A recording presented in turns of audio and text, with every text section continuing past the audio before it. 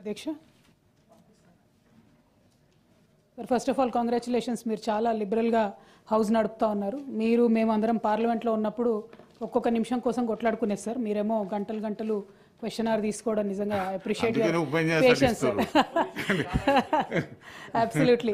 So మీరు ఇచ్చినటువంటి లిబర్టీతో నేను ఒక మాట చెప్తాను సార్. ఇవాళ బీఆర్ఎస్ పార్టీకి సంబంధించినటువంటి మేమంతా కూడా రైతులకు బేడీలు వేసిన ఈ ప్రభుత్వానికి వ్యతిరేకంగా నల్లబట్టలు వేసుకొని వచ్చినామన్న విషయాన్ని మొట్టమొదటిగా చెప్తూ, మరి ఇవాళ మూసీ నదికి సంబంధించినటువంటి మూసీ నదికి సంబంధించి ప్రభుత్వం ఇచ్చినటువంటి ఆన్సర్లో నేను పాయింట్అవుట్ చేస్తూ ఉన్నాను సార్. ఫస్ట్ పాయింట్లో చాలా క్లారిటీగా the estimated cost to be incurred for the project will be ascertained upon the finalisation of the detailed project report అని చెప్పారు సార్ వారు. అయితే దీనికి ఆపోజిట్గా నిర్దిష్టమైనటువంటి సమాచారం మా దగ్గర ఉంది సార్.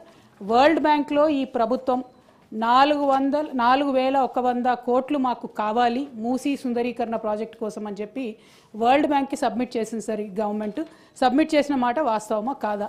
చేసుంటే అది ఏ తేదీన చేశారో ఇంపార్టెంట్ సార్. ఎందుకంటే ఇవాళ 16వ తారీఖు, ఇవాళ 17 డిసెంబర్ సార్.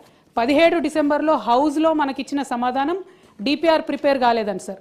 మరి వీళ్ళు వరల్డ్ బ్యాంక్లో డిపిఆర్ ప్రిపేర్ కాకుండా 4,100 కోట్ల లోన్ కావాలని ఎప్పుడు అడిగారు? ఆ డేట్స్ ఏంటి? దయచేసి ప్రభుత్వం క్రిస్టల్ క్లియర్గా ప్రజలకు చెప్పాల్సినటువంటి అవసరం ఉంది సార్. అట్లానే ఎంఆర్డిసిఎల్ అనేటటువంటి కన్సార్టియంని ఆన్బోర్డ్ చేసుకున్నాము, ఇంకా కూడా మేము డిపిఆర్ ప్రిపరేషన్ చేస్తూ ఉన్నామని చెప్తా ఉన్నారు సార్. నిన్నగాక మొన్న మనం గౌరవ ముఖ్యమంత్రి గారిని చూసినాం సార్.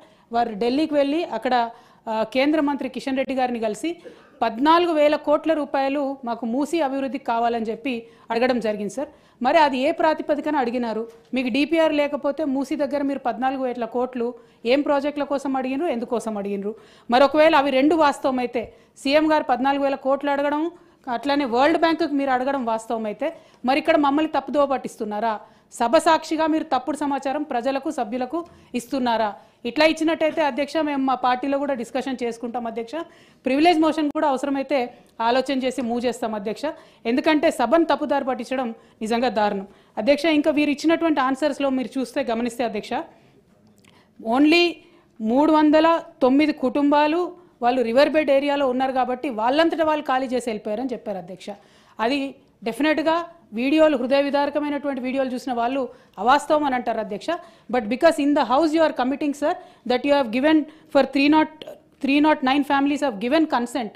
నేను సభ ద్వారా అడుగుతా ఉన్నా అధ్యక్ష, గౌరవ స్పీకర్ గారికి మరి ఆ 309 కుటుంబాలు ఏదైనా కన్సెంట్ లెటర్ సైన్ చేసి ఉంటే అది ఇవ్వమని నేను కోరుతా ఉన్నా అధ్యక్ష.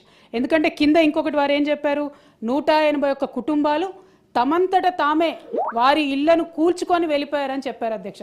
ఇది వినడానికి కూడా దారుణంగా చాలా హాస్యాస్పదంగా ఉంది అధ్యక్ష. మరి ఆ 181 కుటుంబాలు ఏదైనా కన్సెంట్ లెటర్ ఇచ్చాయా ప్రభుత్వానికి, ఉన్నదా అనేటటువంటి అంశం మేము అడుగుతా ఉన్నాం అధ్యక్ష. ఎందుకంటే ప్రజల్లోకి వెళ్ళినప్పుడు మూసీ పరివాహక ప్రాంతంలో పర్యటన చేసినప్పుడు మరి అక్కడ బుల్డోజర్లు రావడం, కూల్చడం, హృదయ విదారకమైనటువంటి సన్నివేశాలు అందరం కూడా గమనించినాం అధ్యక్ష. మరి అవేమీ మెన్షన్ చేయకుండా ఈ 300 కుటుంబాల గురించే ప్రభుత్వం చెప్తా ఉంది కాబట్టి వారేమన్నా కన్సెంట్ ఫామ్ ఇస్తే మీ ద్వారా ఇవ్వవలసిందిగా నేను కోరుతా ఉన్నాను అధ్యక్ష.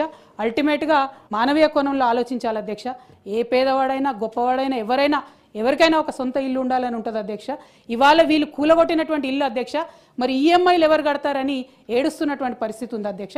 ఆ విషయంలో ఏమైనా ప్రభుత్వం ఆలోచన చేసిందా? మరి కూలగొట్టిన ఇళ్లకు ఈఎంఐ ప్రభుత్వం కడుతుందా? ఈ 3 అంశాల మీద స్పష్టత ఇవ్వాల్సిందిగా కోరుతా ఉన్నాను అధ్యక్ష.